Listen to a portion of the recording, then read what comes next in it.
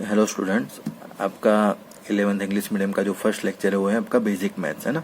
तो basic maths किस लिए इम्पोर्टेंट है? जो फिजिक्स में न्यूमेरिकल आते हैं उसके सॉल्यूशन के लिए आपको मैथ्स आना बहुत ज़रूरी है। मैथ्स अगर मान लो कि मैं आपको कहूँ तो मैथ्स जो है वो फिजिक्स की एक लैंग्वेज है ना। तो आप ऐसे कहो कि mathematics is the language of physics, आप ऐसे बोल सकते हैं, ठीक है। तो आपको जो है बेसिक मैथ्स पढ़ना है, तो बेसिक मैथ्स में आपको कौन कौन से 9th और 10th के चैप्टर रिवाइज करने हैं वो भी मैं बता देता हूँ आपको।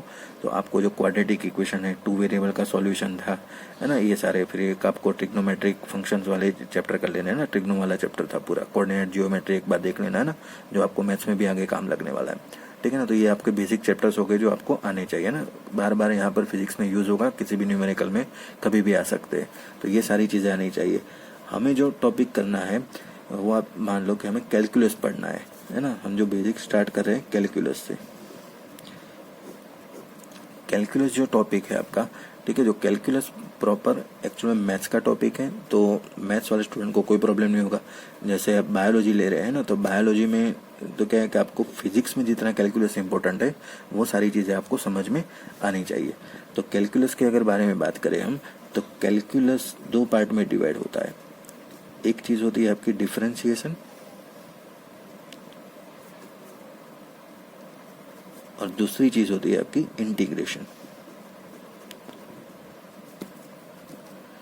अब ये जो डिफरेंशिएशन और इंटीग्रेशन है वो मतलब समझने के लिए हम वहाँ तक पहुँचे उससे पहले हमें कुछ और बेसिक चीज़ें समझनी है। तो मैं आपको सबसे पहले बेसिक चीज़ समझाता हूँ, कॉन्स्टेंट्स। कॉन्स्टेंट्स का मतलब क्या होता है, और दूसरी चीज़ होती है आपकी वेरिएबल, है ना। तो कांस्टेंट और वेरिएबल दोनों में फ़र्क क्या है? अगर मान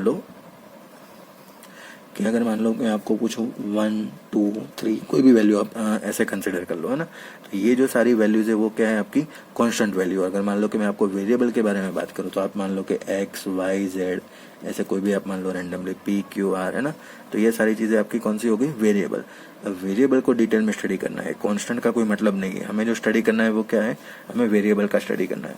तो वेरिएबल के बारे में अगर बात करूं कि y इज इक्वल टू, अगर मान लो कि मैंने x स्क्वायर लिख दिया, है ना, y is equal to x square लिखा, उसका मतलब क्या है कि जो x की अलग अलग वैल्यू है, अगर मान लो कि मैं x की वैल्यू 1 लेता हूँ तो y की वैल्यू कितनी हो जाएगी? 1। 1 का स्क्वायर रखो।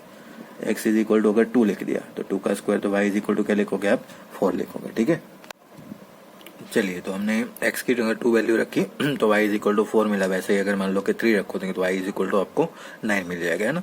अब इसके बारे में अगर थोड़ा डिटेल में स्टडी करें y is equal to x के बारे में, है ना, तो इसका मतलब आप समझो कि y जो है वो x की अलग अलग वैल्यू पर डिपेंड है। अगर मान लो x की कुछ वैल्यू चेंज हो रही है तो देखो y की वैल्यू चेंज हो रही है ना। तो ये जो x है उसको अगर मान लो कि मैं कहना चाहूँ तो वो आपका है इंडिपेंडेंट पार्ट, है ना। और अगर मैं y को कहना चाहूँ तो y जो है आपका डिपेंडेंट पार्ट, है ना। इंडिपेंडेंट और डिपेंडेंट, है ना।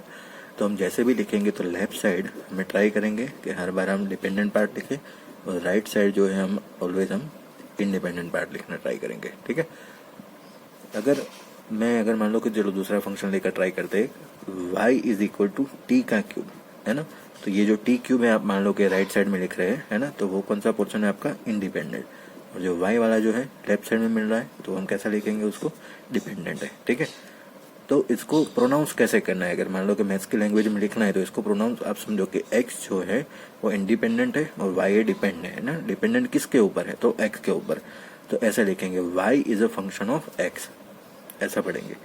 y is equal to function of x। जो y जो है वो किसका फंक्शन है? हमारा x का कोई फंक्शन है। x की अलग अलग वैल्यू के लिए जो y अलग अलग हम डिफाइन कर सकते हैं, ठीक है।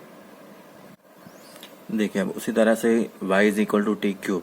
अब इसमें से जो t है वो आपका इंडिपेंडेंट है और y जो है आपका डिपेंडेंट है। तो इसको अगर लिखना है तो y is a function of t, F T ऐसे लिखा जाएगा ना।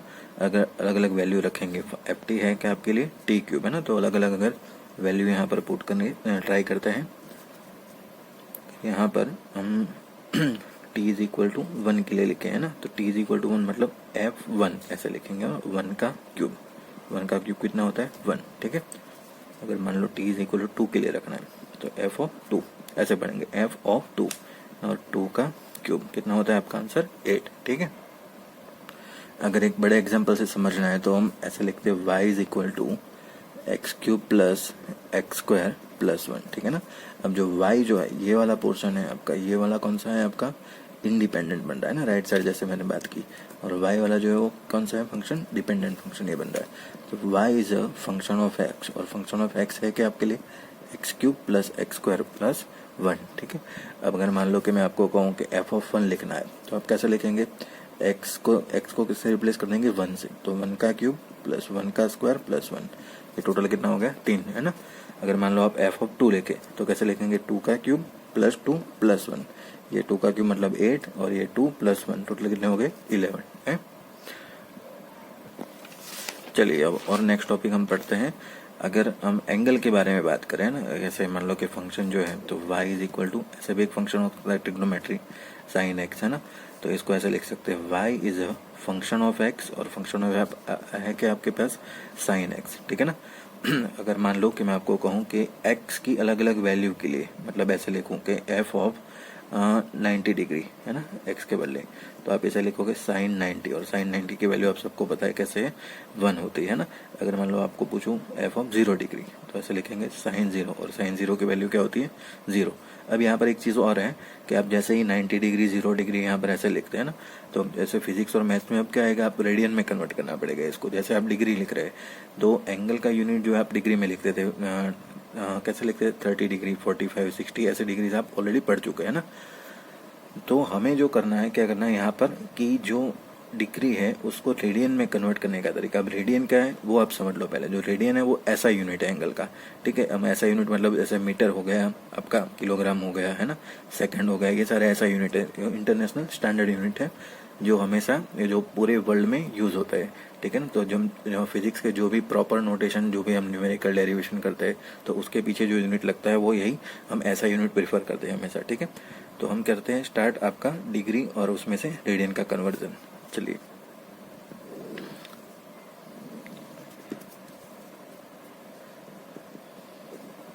डिग्री टू रेडियन कन्वर्जन, ठीक है ना। अब आप नॉर्मल सी चीज़ समझो कि बहुत आसान टॉपिक है। अगर मान लो कि आपको डिग्री में से रेडियन में कन्वर्ट करना है तो क्या करेंगे, तो डिग्री में से अगर मान लो कि आपके पास ये मान लो कि 45 डिग्री, ठीक है ना, तो 45 डिग्री को अगर आपको रेडियन में जाना है तो मल्टीप्लाई बाई पाई बाई 180, है ना। बहुत आसान है, कुछ नहीं करना, मल्टीप्लाई बाई पाई बाई 180। आप ऐसे इसको हटाओ, कैंसिल करो, तो कितना हो जाएगा, 4 से कटेगा, तो आपका आंसर आ गया पाई बाई 4, है ना। चलिए ऐसे ही कर एक और एग्जाम्पल ले। अगर मान लीजिए हम 90 डिग्री को कन्वर्ट करना चाहे तो 90 degree multiply by pi by 180, है ना। तो 90 से ये हो गया कैंसिल 2, तो आपका आंसर आ गया पाई बाई 2, ठीक है ना। वैसे अगर मान लो कि मैं आपको कहूँ कि 45 डिग्री 45 हो गया, आप 60 डिग्री करके दिखा दीजिए, तो 60 degree multiply by pi by 180, है ना। तो ये किससे कटेगा, 3 से, तो आपका आंसर आ गया पाई बाई 3। अब देखो जैसे हमने क्या किया कि डिग्री में से रेडियन में गए, वैसे ही सेम प्रोसेस हम कर सकते हैं अगर रेडियन में से अगर हमें डिग्री में जाना है, ठीक है ना। तो रेडियन में से डिग्री में जाने के लिए क्या करेंगे, तो रेडियन में से डिग्री में जाने के लिए हम करेंगे इससे उल्टा प्रोसेस करना है। अगर मान लो कि मैं आपको कहूँ कि पाई बाई 2 रेडियन, है ना, तो पाई बाई 2 रेडियन में से अगर डिग्री में जाना है तो पाई बाई 2 मल्टीप्लाई बाई, जैसे यहाँ पर कैसे किया था, मल्टीप्लाई बाई पाई बाई 180, यहाँ पर उल्टा कर देना है, 180 डिवाइड बाई पाई, है ना। तो पाई से पाई कैंसिल, तो ये आपका आ गया 90, ठीक है। तो आपका आंसर हो गया 90 डिग्री।